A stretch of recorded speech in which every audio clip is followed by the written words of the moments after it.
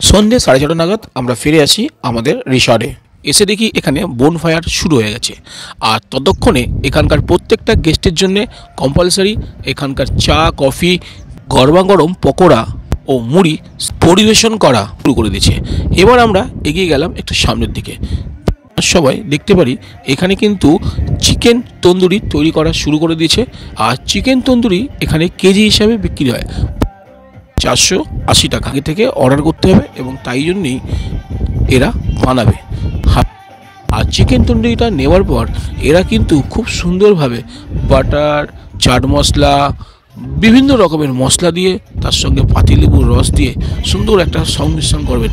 আর তার সাথে পেঁয়াজ, শসা ভালো করে ছড়িয়ে একটা সুন্দর একটা মানে লাজবাব তন্দুরি তৈরি করে আপনাদের হাতে দেবে। আর এরকম লাইভ তন্দুরি আর এরকম গানের সঙ্গে ভাবাই যায় না। যাই হোক, এবার আমি চলে আসলাম ড্যান্স ফ্লোরে। এখানে এসে দেখি এলাই ব্যাপার। এখানকার যত গেস্টরা এসে তারা কিন্তু এনজয় করছে। আর আপনারাও এসেও কিন্তু এনজয় করতে পারেন। তো দেখতে থাকুন।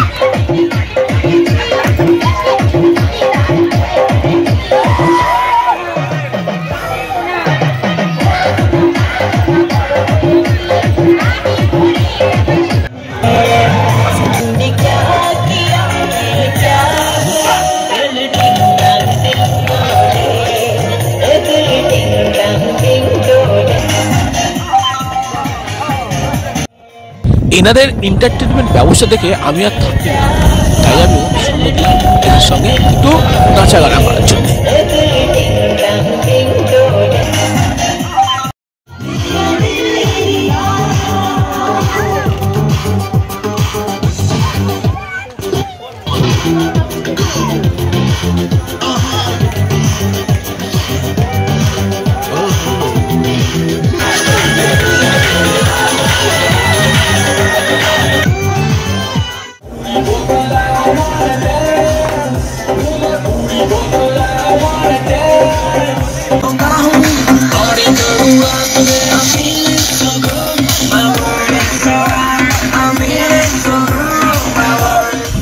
রাত প্রায় 9:30। এবার এগিয়ে গেলাম ডিনার টেবিলের দিকে। ডিনারে আজকে থাকছে হচ্ছে রুটি, আলু ভাজা, ডাল, চিকেন কষা, মটন কষা, চাটনি, পাঁপড়। কেমন খাবার দাবার?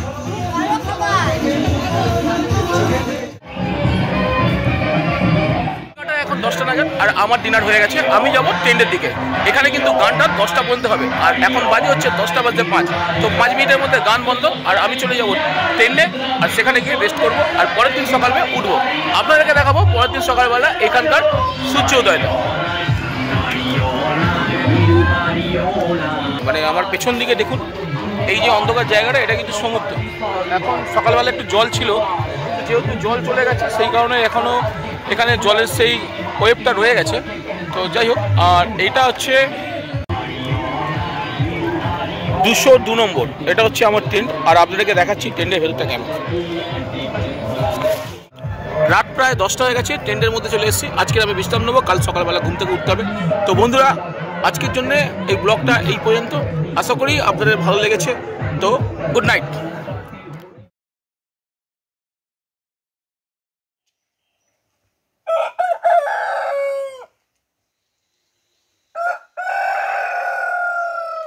গুড মর্নিং বন্ধুরা, এখন বেজে গেছে ভোর 5:30। আর আমরা বেরিয়ে পড়েছি আমাদের রিসর্ট থেকে সানরাইজ দেখার জন্য। এখানে সানরাইজ পয়েন্ট কিন্তু একটু অন্যদিকে। আমাদেরকে যেতে হবে নদীর পার বরাবর বাঁধের ওপর থেকে। মোরকের ডাকও শোনা যাচ্ছে। তো বন্ধুরা, আপনাদেরকে জানিয়ে রাখি আমি কালকে কিভাবে এখানে এসেছিলাম। কালকে আমি এখানে এসেছিলাম শিয়ালদা থেকে 7:14 নামখানা লোকাল।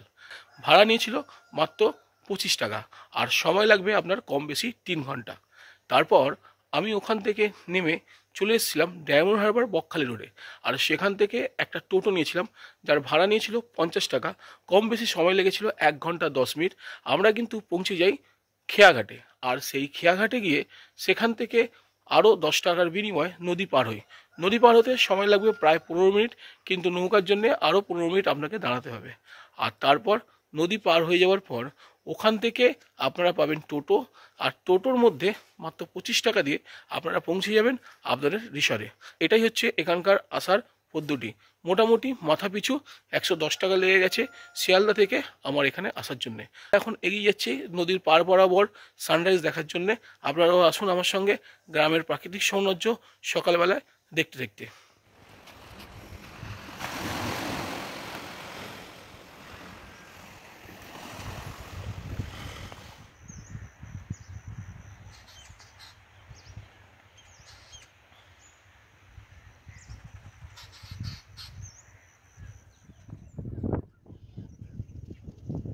প্রায় এখানে 15 মিনিট দেরিতে সূর্য উদয় হয়েছে।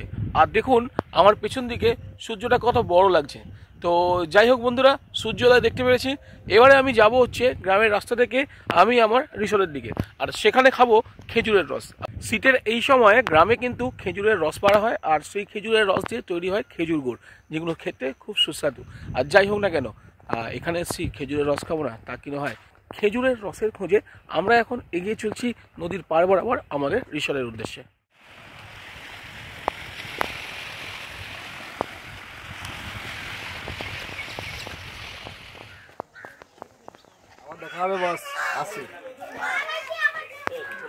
আমাদের রিসর্টে ঢোকার মুখে এই বন্ধুটার সঙ্গে দেখা, ওরা চলে যাচ্ছে।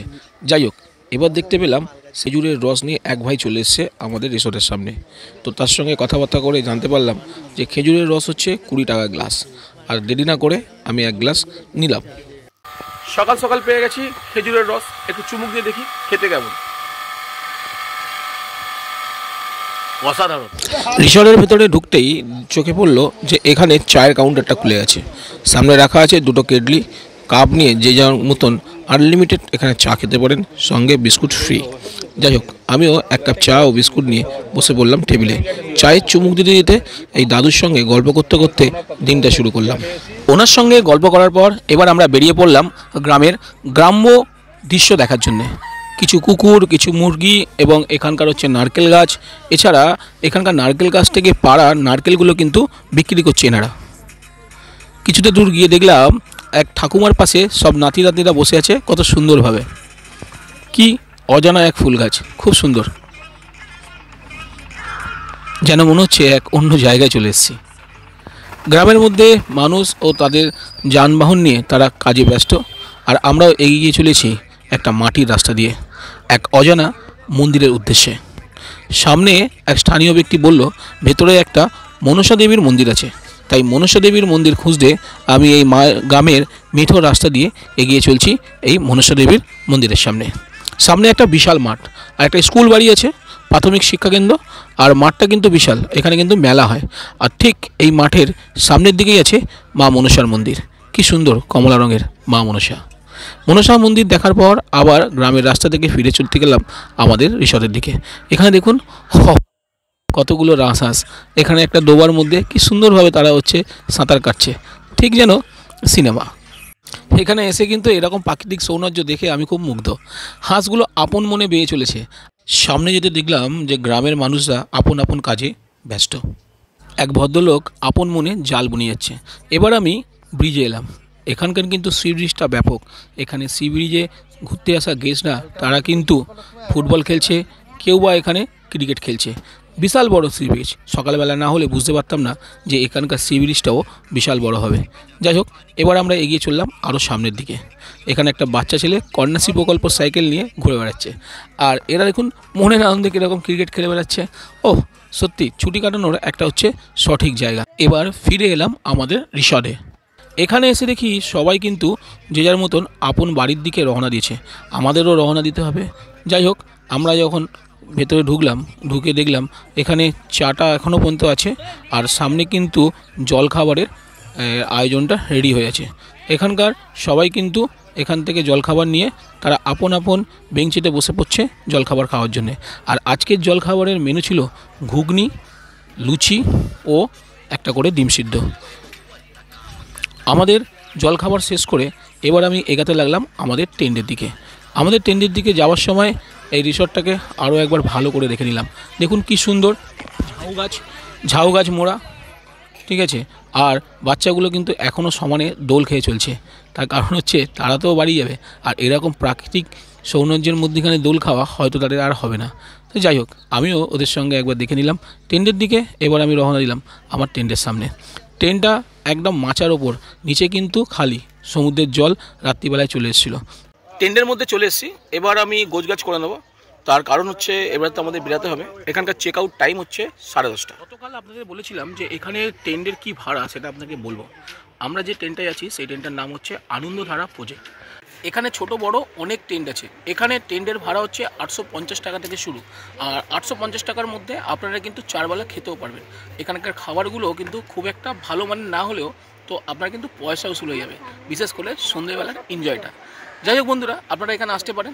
এখানে 850 টাকা, 1100 টাকা, 1300 টাকা এবং 1500 টাকা এসি রুম এখানে অ্যাভেলেবেল পাবেন।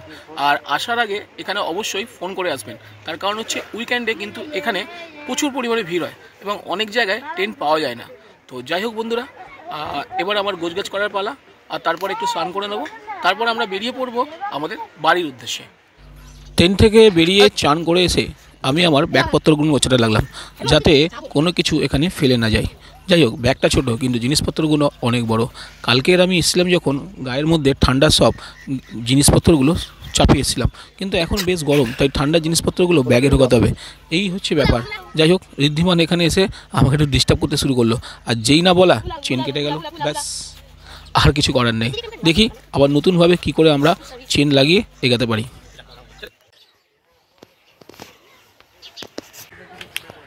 ট্রেন থেকে বেরিয়ে পড়েছি, এবার আমরা সোজা যাব হচ্ছে রিক্সা স্ট্যান্ডের দিকে, যেটা এখান থেকে কিছুটা হেঁটে যেতে হবে।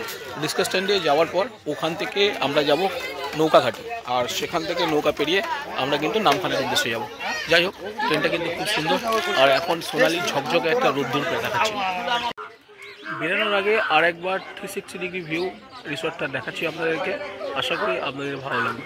রিসর্টটা সত্যি সুন্দর, আর বাচ্চাগুলোর এত ভালো লেগেছে এখনও পর্যন্ত সেই দোল খেয়ে যাচ্ছে। যাই হোক, আমি এখন এগিয়ে যাচ্ছি রিসর্টের বাইরের দিকে। তো ঝাউবনের মধ্যখান থেকে খুব সুন্দর জায়গা, তো আপনারা যদি এখানে আসেন তো আশা করি আপনাদের ভালো লাগবে।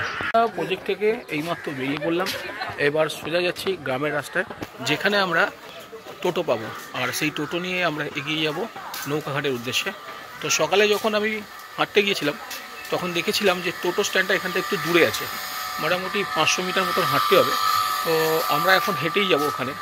তো আপনারা যখন আসবেন তখন আপনারা কিন্তু হেঁটেই যেতে হবে, না হলে আগে থেকে হোটেলের লোকদেরকে বললে টোটো কিন্তু আপনারা হোটেল বা আপনাদের রিসর্টের সামনেই চলে আসবে। পথ চলার পথে দেখা হয়ে গেল একটা মাছের আড়ত। এখানে সামুদ্রিক মাছ পাওয়া যায়, আপনারা এখান থেকে মাছ খুবই সস্তায় কিনে রান্না করে খেতে পারেন। আর এর পাশেই আছে একটা বডি মাসাজ কর্নার, এখানে কিন্তু আপনারা বডি মাসাজ করতে পারেন। এবার আমরা এগিয়ে চলবো আমাদের টোটো স্ট্যান্ডের উদ্দেশ্যে। রাস্তায় অনেক লোকজন, এরাও কিন্তু আমাদের মতন রিসর্ট ছেড়ে বেরিয়ে গেছে, যাবে নামখানার উদ্দেশ্যে। আমরা একটা গ্রামের ইটের রাস্তার উপর থেকে এগিয়ে চলছি টোটো স্ট্যান্ডের দিকে। খানিকটা যাওয়ার পর টোটো স্ট্যান্ড দূর থেকে দেখা গেল, আর টোটো স্ট্যান্ডে গিয়ে তার সঙ্গে কথাবার্তা বলে টোটোর মধ্যে বসে পড়েছি, আর কিছুক্ষণের মধ্যে পৌঁছে যাবো পাতিবুনিয়ার ঘাটে। প্রায় মিনিট 25-এর মধ্যে আমরা পৌঁছে গেলাম পাতিবুনিয়ার ঘাটে, আর এখান থেকে আমরা কিন্তু এই নৌকা করে ওই পারে যাব। বন্ধুরা, কেউ যদি কলকাতা থেকে বাইক নিয়ে আসতে চাও তারা কিন্তু এখানে বাইক নিয়ে আসতে পারো, আর নৌকার উপর চলাচল করার জন্য আপনাদেরকে দিতে হবে 50 টাকা প্রত্যেক বাইক পিছু। 4 চাকা গাড়ি নিয়ে কিন্তু এই পাশে আসা যাবে না, তাকে কিন্তু ওই পারের পাতিবুনিয়া ঘাটের কাছে একটা পার্কিং লট আছে, সেখানে পার্কিংয়ে গাড়ি রেখে নৌকা পার হয়ে তবেই ওদেরকে মৌসুমী আইল্যান্ডে আসতে পারবে। ইতিমধ্যে আমাদের নৌকা ফুল হয়ে গেছে, খানিকক্ষণের মধ্যে আমাদের নৌকা ছেড়ে দেয়। আমরা এবারে মৌসুমী আইল্যান্ডকে বিদায় জানিয়ে এগিয়ে চললাম কলকাতার উদ্দেশ্যে। আশা করি ভিডিওটি ভালো লেগেছে। যদি ভিডিওটি ভালো লেগে থাকে অবশ্যই লাইক, কমেন্ট ও শেয়ার করবেন।